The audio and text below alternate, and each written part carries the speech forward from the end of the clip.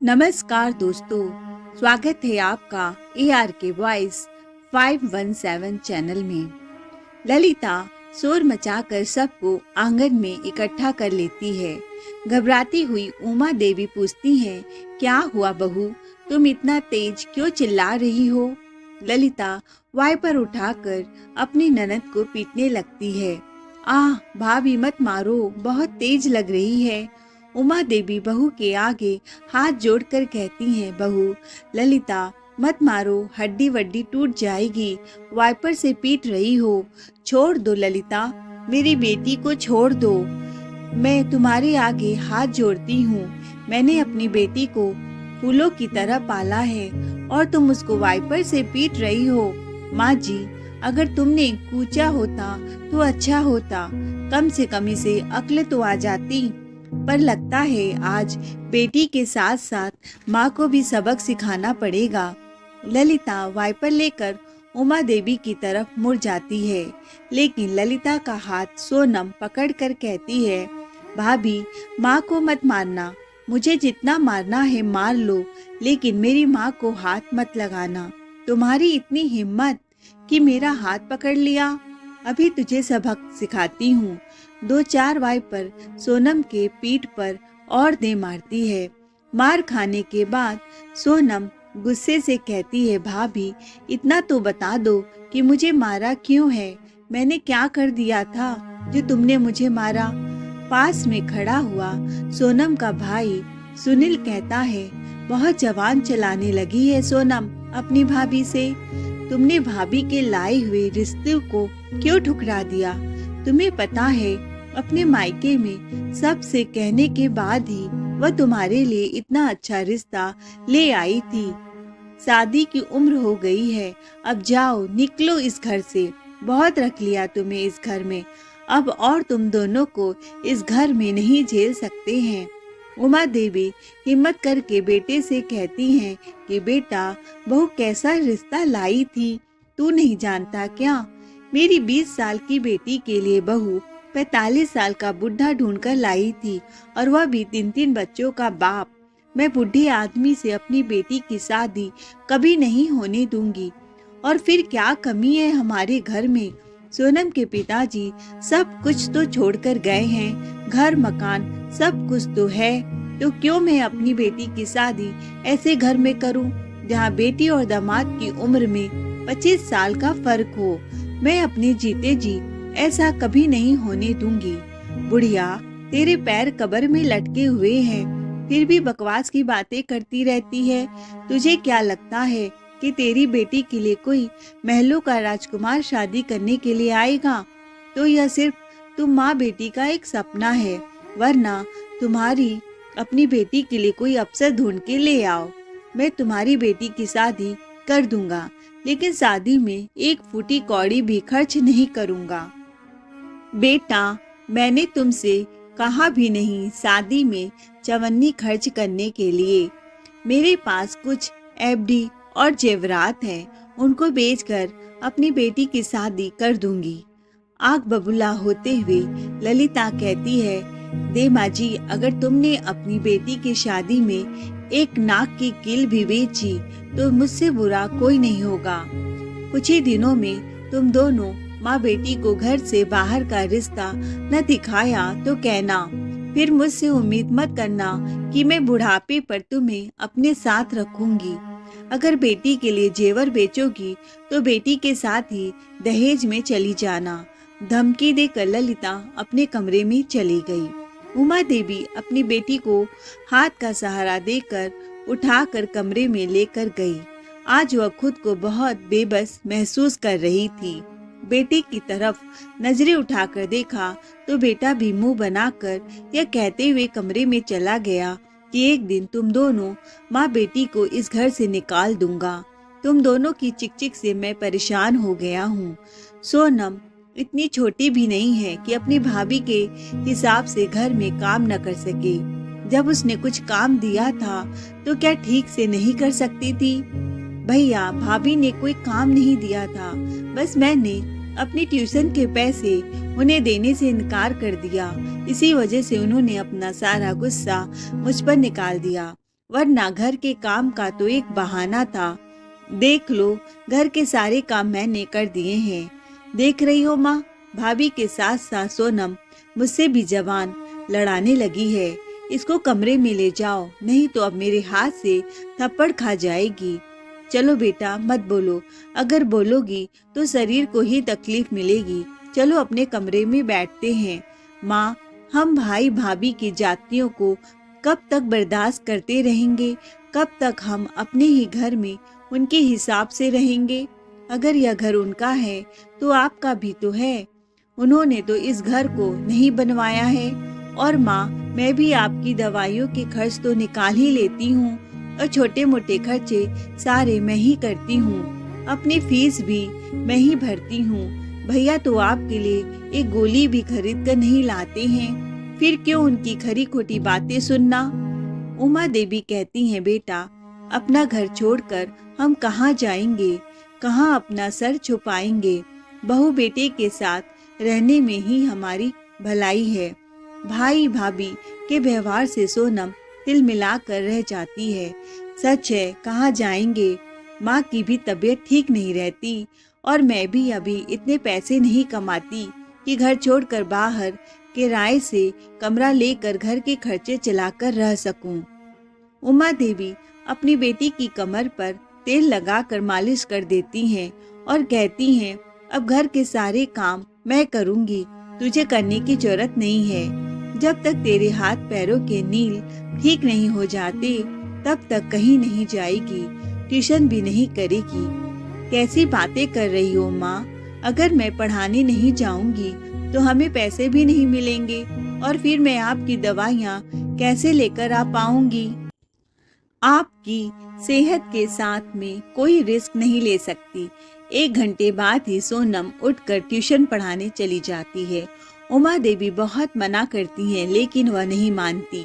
कहती है, माँ मैंने पेन किलर खाई है, थोड़ी देर में असर हो जाएगा और मैं अपना काम आराम से कर लूंगी, आप चिंता मत करो। इतना कहकर सोनम बच्चों को पढ़ाने के लिए निकल गई। इधर थोड़ी देर में ललिता तमतमाती हुई अपनी सास के कमरे में आई और कहती है, कहाँ गई तुम्हारी बेटी? आज भी काम पर चली गई? सही है, तुम्हारी बेटी भी बहुत मजबूत हो गई है। बहुत बहू दवाई खा कर गई है, उसके कमर में बहुत दर्द हो रहा था। मेरी बेटी को मत मारा करो, मैं तुम्हारे आगे हाथ जोड़ती हूँ। मैं और सोनम मिलकर सारे घर के काम कर लेते हैं, फिर तुम उसे क्यों मारती हो? चुप कर बुढ़िया, अगर तूने ज्यादा मुंह चलाया तो तेरी भी खैर नहीं। इतना कहकर ललिता खटिया पर बैठी हुई उमा देवी का खाट उलट देती है। उमा देवी जमीन पर गिर गई, जिससे उनके हाथों पैरों में चोट लग गई। बहू अपने कमरे में चली गई। पूरे दिन वह कमरे में लेटी लेटी कहराती रही। बहू ने एक गिलास पानी तक नहीं पूछा और बेटा तो उन्हें कमरे में देखने तक नहीं आया। शाम को जब ट्यूशन से सोनम वापस आई और माँ को खटिया के नीचे गिरा हुआ देखा तो घबरा गई और उन्हें भाग कर उठाया। देखा उनको जगह जगह खरोच लग गई थी, बल्कि हाथ में थोड़ा सा फ्रैक्चर भी था। पूरा दिन दर्द से कराती रही, लेकिन बहू बेटे के रूह तक नहीं कांपी। सोनम फटाफट उनको अस्पताल लेकर गई और जितने भी बचत के पैसे थे सारे माँ के इलाज में खर्च हो जाते हैं। कुछ ही दिनों में उमा देवी तो ठीक हो गई, लेकिन ट्यूशन और घर के कामों के साथ साथ सोनम वकालत की भी पढ़ाई कर रही थी। उसके पिताजी की हार्दिक इच्छा थी कि बेटी बड़ी होकर के एक वकील बने, लेकिन यह इच्छा पूरी करने से पहले ही वह इस दुनिया को छोड़कर चले गए। और अपने पिता की इसी इच्छा को पूरा करने के लिए सोनम ने ठान लिया था कि वह वकालत करके रहेगी और एक न एक दिन बहुत बड़ी वकील बनेगी। लेकिन हालात और परिस्थितियों से मजबूर होकर कि वह अपनी पढ़ाई इतनी अच्छी तरह से नहीं कर पा रही थी। 1 हफ्ते बाद सोनम के कॉलेज में पेपर थे। जब भी सोनम पढ़ने बैठती तो उसकी भाभी कोई न कोई अड़ंगा डालती, जबकि वह पढ़ाई करने से पहले घर के सारे काम कर देती थी, जिससे कोई उसको डिस्टर्ब ना करे। लेकिन इतने पर भी भाई भाभी को चैन नहीं था। उन्हें तो पढ़ती हुई ननद फूटी आंख नहीं सुहाती थी। कई बार ललिता ने उसकी किताबों पर पानी फेंक दिया तो कभी म्यूजिक सिस्टम तेज आवाज में ऑन कर देती, जिससे वह पढ़ाई न कर सके। हफ्ते भर बाद सोनम को कॉलेज में फीस भरनी थी। वैसे तो अपनी पढ़ाई की फीस सोनम खुद भरती थी, लेकिन पिछले महीने ही उसकी माँ के हाथ में फ्रैक्चर हो गया था, जिसमें कुछ पैसे खर्च हो गए और फीस भरने में अब उसे कुछ पैसे कम पड़ रहे थे। एक दिन वह भाई से अपनी फीस के लिए कुछ पैसे मांगती है और कहती है, भाई मेरे कॉलेज की फीस में 5,000 रुपए कम पड़ रहे हैं। वैसे तो मैंने अपनी सारी फीस जोड़ कर रखी थी, लेकिन माँ के इलाज में खर्च हो गए हैं। आप मुझे 5,000 रुपए दे दो। रसोई से निकलती हुई ललिता कहती है, ओहो महारानी, अब वकील बनेगी, वकालत करेगी, तभी तेरी जुबान इतनी चलती है। जुबान चलाने से कोई वकील नहीं बन जाता है। सोनम का भाई भी कहता है, सोनम मैं तुम्हें अभी कोई पैसे नहीं दे पाऊंगा और डिग्री लेने से कोई वकील नहीं बन जाता। कोई पेपर वेपर देने की जरूरत नहीं है। चुपचाप से घर पर रहो और घर के काम धाम करो, इसी में तुम्हारी भलाई है। अगले 6 महीने में कोई लड़का देखकर तुम्हारी शादी कर देंगे। अब जाओ इधर से, खड़ी खड़ी मेरा मुंह ही देखती रहोगी।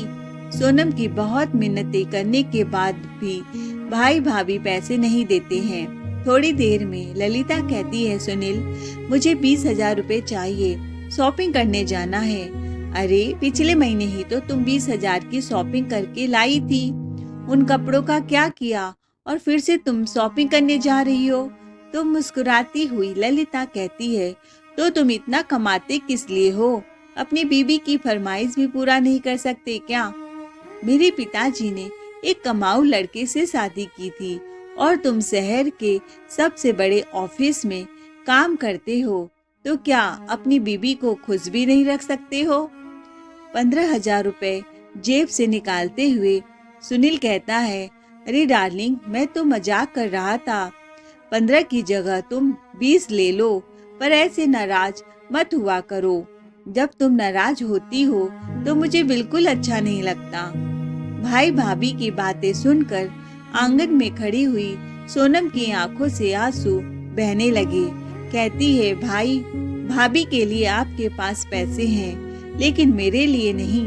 कोई बात नहीं भैया, एक दिन ऐसा आएगा जब मेरे पास आपसे भी ज्यादा पैसे होंगे। सोनम की बात सुनकर ललिता हंसते हुए कहती है, हाँ हाँ, गड़ा हुआ धन मिलेगा। तेरे पास तो मुझसे ज्यादा पैसे हो जाएंगे। सपने देख रही हो, देखती रहो, पर तुम्हारे सपने हकीकत नहीं होंगे। भाभी सपने उसी के पूरे होते हैं जो सपने देखता है, और मैंने सपने जरूर पूरे होंगे। इतना कहकर सोनम अपने कमरे में चली गई। सोनम को रोता हुआ देखकर उमा देवी कहती हैं, बेटा एक काम कर, यह ले मेरे कान के झुमके और इनको सुनार के इधर गिरवी रख दे। इसके बदले जो पैसे मिलेंगे उससे तू अपने कॉलेज की फीस भर देना, और जब तेरे पास पैसे हो जाएंगे तब तू उनको उठा लाना। नहीं माँ, मैं आपके कानों के झुमके गिरवी नहीं रख सकती, ये आपके हैं। तो क्या हो गया बेटा, मैं बेचने के लिए थोड़ी कह रही हूँ, सिर्फ गिरवी रखने के लिए कह रही हूँ। जब तू अच्छी वकील बन जाएगी तो उन्हें उठा लाना। झुमके की गिरवी रखने की बात ललिता सुन लेती है। चिल्लाते हुए अपने पति को बुलाती है और कहती है, देख रहे हो तुम्हारी माँ अपने जेवर को गिरवी रखने की बात कर रही है। आज गिरवी रख रही है, कल को हम सब से बिना बताए बेच भी देगी, और इनके पास जेवर रखना अब सेफ नहीं है। हमें इस बुढ़िया के पास से जेवर लेना होगा। इस बुढ़िया के पास जेवर नहीं छोड़ सकते, वरना यह माँ बेटी जेवर को बेच खाएंगे। लाओ निकालो इस बुढ़िया जेवर को, अब हम तुम्हारे पास जेवर को नहीं रहने देंगे। तब तक सुनील भी आ गया। हाँ माँ, ललिता सही कह रही है, वैसे भी अब तुम बूढ़ी हो गई हो, अपने पास इतना जेवर रख कर के क्या करोगी? हमें दो, हम जेवर को रखेंगे। और फिर अब हमें तुम लोगों पर भरोसा नहीं है। चिल्लाती हुई ललिता कहती है, किस बात का भरोसा भैया? वह जेवर माँ का ही है, भरोसा तो आप और भाभी पर नहीं है। और माँ अपना जेवर तुम लोगों को क्यों देगी? वह अपना जेवर रख सकती है। माँ अभी इतनी बूढ़ी नहीं है कि अपनी चीजों को संभाल के ना रख सके। सोनम, तुम तो चुप ही रहो। तुम्हारा इस घर में बोलने का कोई अधिकार नहीं है। तुम लड़की हो और पराई घर जाना है। पराई लोगों को इस घर में बोलना की इजाजत नहीं है। भैया, अभी मेरी शादी नहीं हुई है, अभी मैं इसी घर की हूँ। पराई तो तब होंगी जब इस घर से शादी करके चली जाऊंगी। सोनम के जवाब सुनकर ललिता और सुनील दोनों भड़क जाते हैं। सुनील माँ की अलमारी की तरफ जेवर की पोटली उठाने के लिए जाता है तो सोनम इसका विरोध करती है। बहू बेटा माँ के साथ धक्का मुक्की करने लगते हैं। ललिता सास को इतना तेज धक्का देती है कि बेचारी का सर दीवार से जाकर टकरा गया। माँ को इस तरह से देखकर सोनम उनके पास गई। माँ, तुम ठीक हो ना? इधर आओ, चारपाई पर बैठ जाओ। माँ को चारपाई पर बिठाकर सोनम भाभी के हाथ से पोटली को छीन अपनी माँ को दे देती है। भाभी, तुम माँ के जेवर को नहीं ले सकती हो। सोनम के व्यवहार को देखकर ललिता का खून खौल जाता है। न आव देखती है न ताव। पास में रखे डंडे को उठाकर सोनम की धुलाई करने लगती है। आज सोनम भी चुप नहीं रहती, भाभी का हाथ पकड़ लेती है। कहती है, भाभी अब नहीं, मैं इस घर में मार नहीं खाऊंगी। यह घर अगर भैया का है तो मेरी माँ का भी है, मेरा भी है। कानून तो बेटी को भी बराबर का हक देता है। तुम लोगों से ज्यादा हक इस घर पर मेरी माँ का है। आज उमा देवी भी हिम्मत दिखाते हुए कहती हैं, बहू बहुत हो गया, बहुत सह लिया हम माँ बेटी ने, अब तुम्हारी एक नहीं सहेंगे। निकल जाओ मेरे घर से। यह घर मेरे पति ने बनवाया था और मेरे पति के नाम है तो इस पर मेरा हक है। मैं तुम्हें नहीं रख सकती। बेटा बहू हंसते हुए कहते हैं, कौन सा घर, कैसा घर? यह घर तो मेरा है। ललिता, जरा अलमारी से घर के कागजात निकाल कर लाना। घर के कागजात बहू के नाम देखकर उमा जी के होश उड़ जाते हैं। सोनम को भी समझ में नहीं आता है कि यह सब कैसे हुआ। यह घर तो मेरे पापा के नाम था, फिर भाभी के नाम कैसे हो गया? ललिता मुस्कुराती हुई कहती है, जब बूढ़े ससुर जी अस्पताल में अपनी आखिरी सांसें गिन रहे थे, उसी समय हम दोनों ने अस्पताल के बिल के कागजों के नाम पर उनसे इन घर के कागजातों पर दस्तखत करवा लिए थे और तभी से यह घर मेरा है। चलो अच्छा है, मरते समय बुढ़े की याददाश्त कमजोर हो गई थी, जिससे उसने कागजों पर ध्यान नहीं दिया। यह कागज अस्पताल के बिल नहीं बल्कि घर के कागजात हैं और उन्होंने जाते जाते यह घर मेरे नाम कर दिया। भाभी की बात सुन करके सोनम धम से जमीन पर बैठ जाती है। उसे तो अभी तक यही लगता था कि इस घर पर उसकी माँ का हक है, लेकिन यह क्या हो गया? उमा देवी कहती है, बेटा तू इतना नीचे गिर गया, मुझे तो इसका अंदाजा ही नहीं था। तूने अपने ही पिता के साथ धोखा किया और अपनी माँ के साथ भी धोखा किया है। क्या कमी रखी थी मैंने तुम्हारे लिए, क्या नहीं किया था? और बाद में यह सब तुम्हारे लिए ही तो था। और फिर अभी से धोखा देकर मेरे पति से यह सब क्यों छीन लिया? हाँ भैया, मेरी शादी हो जाती, मैं तो शादी के बाद ससुराल चली जाती। मुझे तो कुछ लेना देना नहीं था, फिर आपने धोखा क्यों दिया? मम्मी पापा के साथ धोखा क्यों किया? सोनम, मैं तुम्हारे फालतू के सवालों का जवाब देना जरूरी नहीं समझती। अब एक काम करो, जब तुम्हें पता चल ही गया है यह घर मेरा है, तो मैं अब तुम लोगों को इस घर में नहीं रख सकती हूँ। निकल जाओ मेरे घर से। एक पल भी इस घर में मैं तुम दोनों को बर्दाश्त नहीं करूँगी। जल्दी से अपना सामान पैक करो और निकल जाओ, वरना मुझे धक्के मारकर इस घर से निकालना पड़ेगा और तुम दोनों कुछ नहीं कर पाओगी। उमा देवी के हाथ में रखी जेवर की पोटली ललिता झटक कर छुड़ा लेती है और बहू बेटा दोनों ही कमरे से निकल गए। कमरे में बैठी हुई माँ बेटी आज खुद को ठगा सा महसूस कर रहे हैं। दूसरे दिन ललिता उमा देवी और सोनम को घर से बाहर निकाल देती है। कहने को तो सुनील शहर के मल्टीनेशनल कंपनी में काम करता था, लेकिन वह एक बहुत ही बुरा बेटा और बड़ा भाई था, साथ ही साथ लालची भी था। माँ और बहन को घर से निकले हुए 3 साल हो गए। एक दिन सुनील के घर पर बेल बजती है। ललिता बाहर आकर देखती है तो 2 पुलिस वाले खड़े हैं, जिन्हें देखकर वह घबरा जाती है। पुलिस वाले उसे एक कागज देते हैं और कहते हैं यह कागज कोर्ट की तरफ से आया है, अच्छे से पढ़कर कल कोर्ट में आ जाना। ललिता सुनील के पास कोर्ट के कागज ले जाती है। सुनील उसको पढ़ता है तो पैरों के नीचे से जमीन निकल जाती है। यह कैसे हो सकता है? संभव नहीं है। क्या हुआ सुनील, तुम्हें इतना पसीना पसीना क्यों आ रहा है?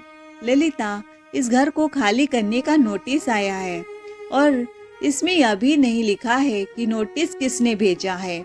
ओहो, तुम इतना परेशान होते हो, क्यों होते हो? यह घर तो हमारा है और कोई इस पर नोटिस क्यों भेजेगा? तुम भी छोटी छोटी बातों में परेशान हो जाते हो। और वैसे भी आज हम लोगों को तुम्हारी कंपनी के बॉस के बेटे की एंगेजमेंट में चलना है। जल्दी से तैयार हो जाओ। जिसका यह घर था वह बुढ़ा तो मर के ऊपर चला गया और बुढ़िया को हमने घर से निकाल दिया, तो अब और कौन है जो हमें इस घर को हमसे छीन लेगा? फालतू में ही परेशान हो जाते हो। हाँ, तुम ठीक कह रही हो ललिता, हमें अब फालतू की चीजों का ध्यान नहीं देना चाहिए। बस मैं 5 मिनट में रेडी होकर आता हूँ। चलते हैं। तुम भी अपनी सबसे महंगी साड़ी पहनना, क्योंकि हमारे ऑफिस के डायरेक्टर सर के बेटे का एंगेजमेंट है।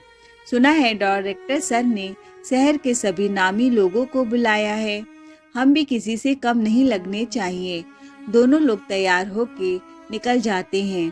शहर का सबसे बड़ा 5 स्टार होटल है, जहां पर डायरेक्टर सर के बेटे की एंगेजमेंट है। बड़े बड़े लोगों का आना जाना शुरू हो गया है। सुनील और ललिता भी आगे की कुर्सी पर बैठ जाते हैं। स्टेज पर डायरेक्टर सर का लड़का पहले से ही बैठा हुआ है। थोड़ी देर में लड़की भी आती है, जिसने बहुत सुंदर कलर का लहंगा पहना हुआ है। गले में डायमंड का सेट पहना है, लेकिन जैसे ही होने वाली दुल्हन ने अपना सर उठाया, उसके चेहरे पर सुनील और ललिता की नजर पड़ती है। दोनों के चेहरे पीले पड़ जाते हैं। ललिता सुनील को चींटी काटती हुई कहती है, क्या तुम्हें भी वही दिख रहा है जो मुझे दिख रहा है? कहीं मेरी आंखों का धोखा तो नहीं है? यह कैसे हो सकता है? मैं भी यही सोच रहा हूँ। क्या यह सोनम है? अगर सोनम है तो इधर कैसे, और इतने बड़े डायरेक्टर के बेटे के साथ इसकी शादी कैसे हो सकती है? डायरेक्टर सर ने इसको कैसे पसंद कर लिया? दोनों के चेहरे के रंग उड़े हुए हैं। मन में तमाम सवाल उमड़ रहे हैं। सभी लोग दुल्हन के आने पर फूलों से स्वागत करने लगे। अब वह सवाल के जवाब पूछे भी तो किससे पूछे? चुपचाप से अपनी कुर्सी पर बैठे हुए यह सब कुछ देखने लगे। तभी डायरेक्टर सर स्टेज पर आते हैं और माइक लेकर कहते हैं, आज मैं आप सबको अपनी बहू नई बेटी से मिलवाता हूँ। एंगेजमेंट से पहले मैं अपनी बेटी सोनम, जो कि मेरी होने वाली बहू है, उसके बारे में कुछ बताना चाहता हूँ। सोनम एक बहुत ही होनहार और स्वाभिमानी लड़की है। मैं उसे पहले बार 3 साल पहले लॉ कॉलेज के बाहर मिला था। असल मैं अपनी बेटी का एडमिशन करवाने के लिए उस कॉलेज में गया था, लेकिन रास्ते में ही एडमिशन के डॉक्यूमेंट्स गिर गए, जो सोनम के हाथों लग गए थे। अगर सोनम सही समय न आती तो बेटी का एडमिशन नहीं हो पाता। कॉलेज के बाहर सोनम और उसकी माँ उदास बैठे हुए थे। सोनम की आंखों में आंसू थे। मैंने जब सोनम को देखा तो उससे पूछा, क्या हुआ बेटी, क्यों रो रही हो? उसने भी बिना झिझक किए अपनी सारी आपबीती बता दी। उसकी आंखों में मुझे पढ़ने की ऐसी चमक दिखाई दी जिसे देखकर मैंने उससे कहा, तू चिंता मत कर, मैं तुम्हारे बकाया पैसे भर दूंगा। मैंने सोनम के कॉलेज की फीस भरवा दी और उसे अपने कार्ड देते हुए कहा कि जब भी तुम्हें जरूरत पड़े मुझे फोन करके मेरी मदद मांग सकती हो। सर, मुझे मदद नहीं, कुछ काम चाहिए। अगर हो सके तो मुझे कुछ काम दे दो। मैं पैसे कमाकर अपना और अपनी माँ का खर्चा चलाना चाहती हूँ। सोनम की बात सुनकर मुझे बड़ा अच्छा लगा कि यह बहुत ही मेहनत और अपनी माँ का ध्यान रखने वाली लड़की है, बड़ों की इज्जत करने वाली है। इस शहर में मेरे 2 स्कूल भी चलते हैं। एक स्कूल में मैंने उसे टीचर की नौकरी दे दी। टीचर की नौकरी करके उसे इतने पैसे मिल जाते थे कि वह अपना और अपनी माँ का खर्चा आराम से चलाने लगी। सोनम के सरल स्वभाव और उसकी लगन को देखकर मैंने मन ही मन यह निर्णय ले लिया था कि मैं सोनम को ही अपने घर की बहू बनाऊंगा। एक दिन सही समय पर जब सोनम की माँ से मैंने अपने बेटे के रिश्ते की बात कही तो वह इस रिश्ते के लिए खुशी खुशी राजी हो गई और मुझे सोनम जैसी बहू मिल गई। मैं इस बात से बहुत खुश हूँ और पता है सोनम अपनी मेहनत और लगन से आज शहर की बहुत बड़ी वकील बन गई है। अभी हाल ही में उसने अपने 2 बड़े बड़े केस जीते हैं। अब कुर्सियों पर बैठे हुए सुनील और ललिता को सारे सवालों के जवाब मिल चुके थे। उन्हें समझ में आ गया था कि इतनी बड़े कंपनी के डायरेक्टर की बहू उनकी बहन सोनम बनने जा रही है, तो अब सोनम से हाथ मिलाकर चलने में ही भलाई है। ललिता कहती है, सुनो जी, सोनम डायरेक्टर की बहू बन जाएगी।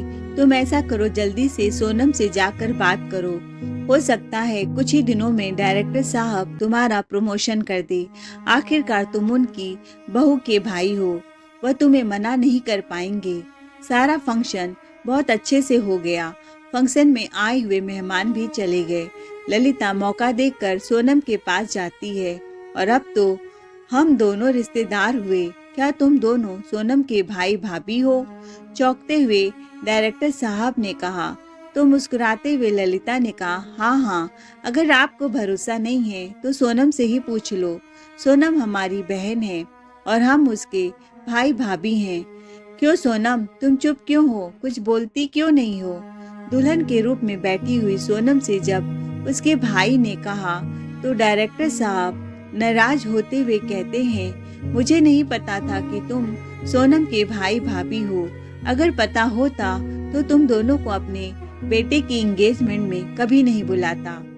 तुम्हें क्या लगता है कि मुझे सोनम ने कुछ बताया नहीं होगा कि तुम दोनों ने उसकी और उसकी माँ के साथ क्या व्यवहार किया है?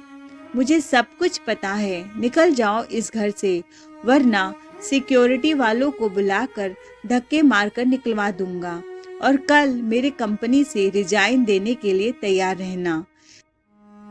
मैं तुम्हारे जैसे बदतमीज और बेरहम इंसान को अपने ऑफिस में काम पर नहीं रख सकता। डायरेक्टर सर की बात सुनकर ललिता और सुनील के पसीने छूट जाते हैं। भागकर सोनम के पास गए और कहते हैं, सोनम तुम ही समझाओ ना डायरेक्टर सर को, कैसी बहकी बहकी बातें कर रहे हैं। तुम्हारे भाई को नौकरी से निकालने की बात कर रहे हैं। अगर तुम मना करोगी तो वह नहीं निकालेंगे।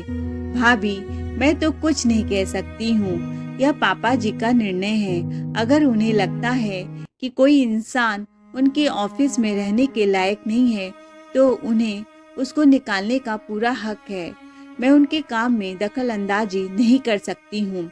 तभी नीचे कुर्सी पर बैठी हुई उमा देवी भी स्टेज पर आ गई और बहू बेटे को डांटते हुए कहती हैं, क्यों बहू, मैंने कहा था ना कि एक दिन मेरी बेटी के पास तुम दोनों से ज्यादा पैसे होंगे, तुम दोनों से ज्यादा नाम होगा।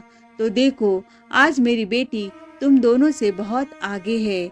मेरी बेटी आज शहर के इतने बड़े डायरेक्टर के घर की बहू बनने जा रही है और वह शहर की इतनी बड़ी वकील भी बन गई है।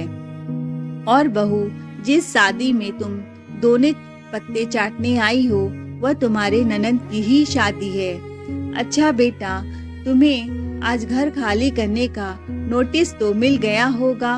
मेरी बेटी वकील बन गई है ना, उसी ने घर को खाली करने का नोटिस भेजा है, क्योंकि तुमने वह घर अपने पिता से धोखा देकर छीना था। अब तुम इस घर को खाली करने के लिए तैयार रहना, क्योंकि मेरी बेटी ने अभी हाल में बड़े बड़े केस जीते हैं, तो अब तुम भी घर को जितना जल्दी खाली कर दोगे उतना तुम्हारे लिए अच्छा है। आज ललिता और सुनील चारों खाने चित हो गए। एक तो नौकरी गई और दूसरा घर भी गया, तीसरी अपनी और बहन की शान शौकत को देखकर उनके होश उड़ गए। उन्होंने तो सपने में भी नहीं सोचा था कि जिस माँ बहन को उन्होंने घर से धक्के मारकर बाहर निकाल दिया, वो डायरेक्टर के घर की बहू बन गई। लेकिन सुनील और ललिता ने जो किया, अब उन्हें उसी का फल मिल रहा है। सुनील की नौकरी, घर, सब कुछ चला जाता है। समय सभी का आता है। अगर आज हम कमजोर को सताएंगे तो कल उस कमजोर का भी समय आएगा। तो दोस्तों, कैसी लगी आपको आज की कहानी? कमेंट में जरूर अपनी राय बताएं। कहानी सुनने के लिए दिल से धन्यवाद।